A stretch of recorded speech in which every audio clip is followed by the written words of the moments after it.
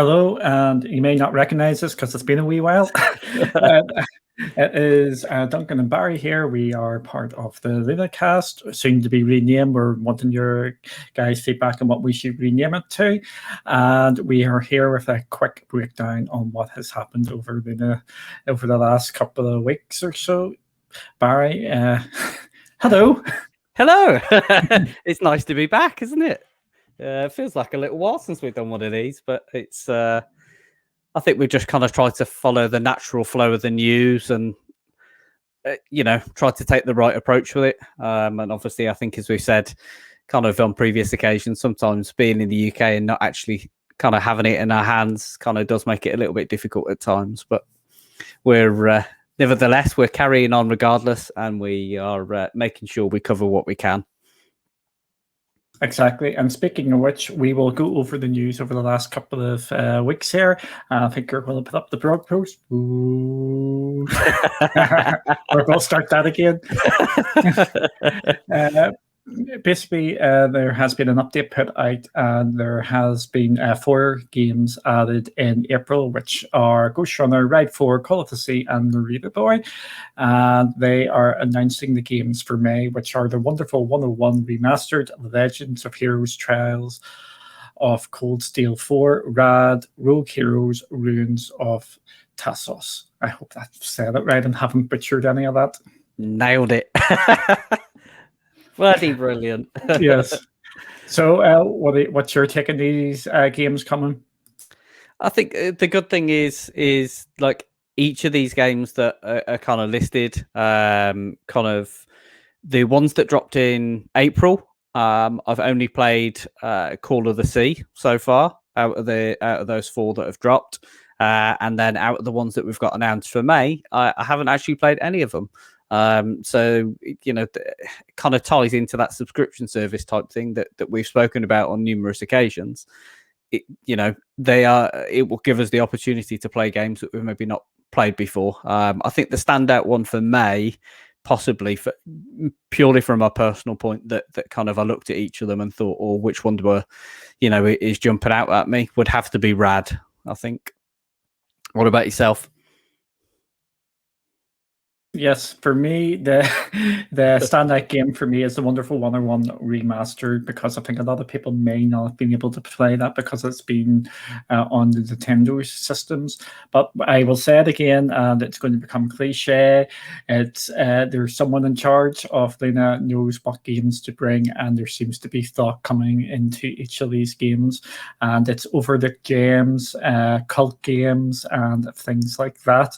The Wonderful 101 is a platinum game, and it is pretty good, and I'm interested to see how that actually plays there. It's I think people are going to get taken away by that and not realize how much of a great game that is.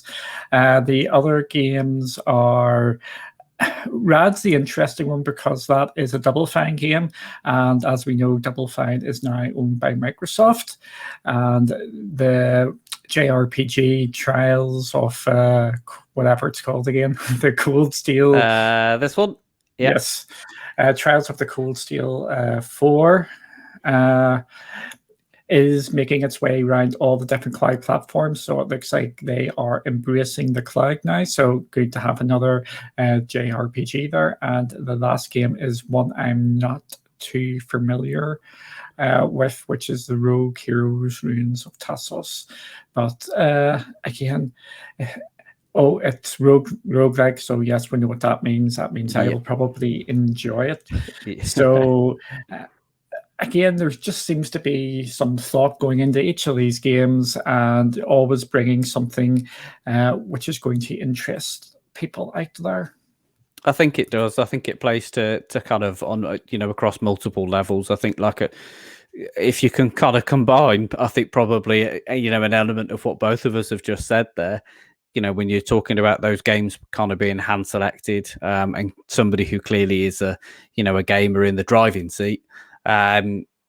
Take that with then kind of how we've spoken about the subscription model, and then when you kind of relay that to the audience, if you've got a portion of your audience who are maybe kind of have had previous experience with some of these titles, then obviously it's great because it gives them the opportunity to kind of try them in the cloud, and kind of experience what cloud gaming is all about.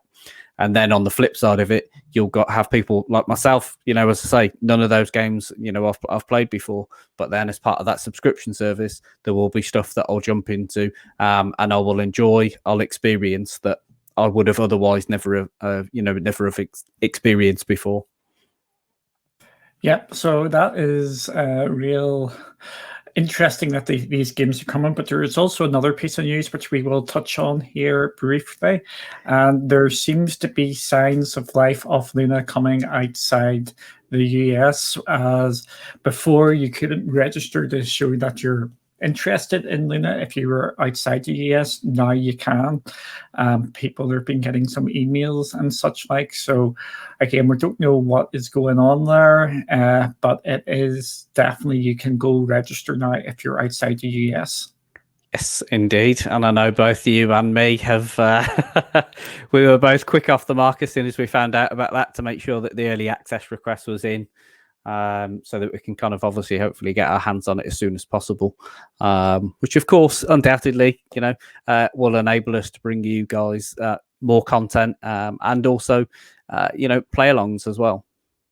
Yep, that's what I'm really excited for, because when Luna goes outside the US and we can actually get access to it, it just opens up the barriers for everybody. Because this is why I like subscription models, because if you subscribe to Luna Plus, everybody's got access to that, and you can just go and play along with people and get people more involved and things like that. So that is why I'm so excited about the subscription model, and especially when we get multiplayer games, so it is going to be an absolute blast.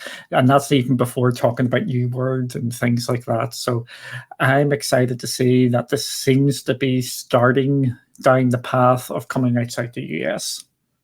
Yeah, likewise. I think we'd originally suggested end of April. Was it end of April, early May? We said, I can't remember. I think it was. The thing is, we were always saying it's going to be next month. It's going to be next month. It's going to be next month. So there is that, yeah. Hedging our bets. Yep. So we are in the process of trying to relaunch the LunaCast going forward, and we're going to be changing the name slightly to put it under a bit of a better sort of thing, because we're just a bit not worried about things. We just want to shake it up slightly and put our own twist on the things. And we will have a LunaCast full episode coming out at some stage. We're not going to say when. It's just we do like the slot on the Sunday, but we're open to suggestions and things like that. So without further ado, I think that would be us for now. We will keep you updated. Indeed, and I'm excited to kind of see what we when we put our minds together, what we can come up with name wise, and obviously any input, and then kind of what other visual designs we may also bring to the table as well when the name change goes through. Exactly. So thanks for joining us there, and we will see you hopefully pretty soon. Indeed. Bye. Bye.